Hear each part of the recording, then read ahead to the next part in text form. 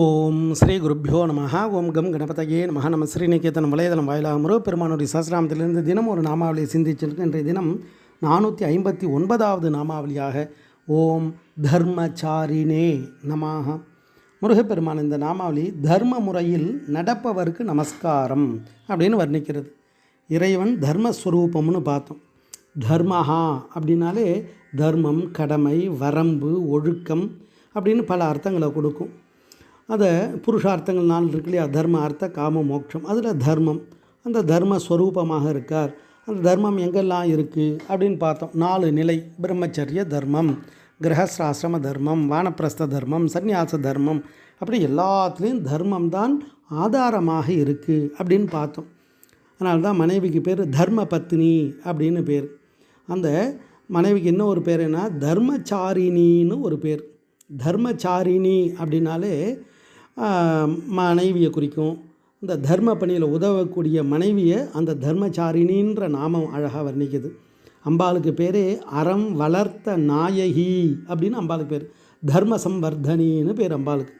அப்போ அந்த தர்மத்தை செயல்படுத்தணும், நடத்தணும். அந்த தர்மத்தை நம்ம காப்பாற்றும் பொழுது அந்த தர்மம் நம்மளை காப்பாற்றியே தீரும். தர்மோ ரக்ஷதி ரக்ஷிதா அப்படின்ற வாக்கியம் அழகாக வர்ணிக்குது. அதை தான் நிறைய புராணங்கள், வேதங்கள் இதெல்லாம் சொல்லுது. தர்மம் சர, அந்த தர்மத்தின் மூலமாக எல்லா பாக்கியமும் அடையலாம். அப்படி அந்த தர்மத்தின் படி நடக்கணும். தர்மத்தின் படி நடக்கலைன்னா என்ன ஆகும்? அதை தான் கந்த புராணம் அழகாக சொல்லுது.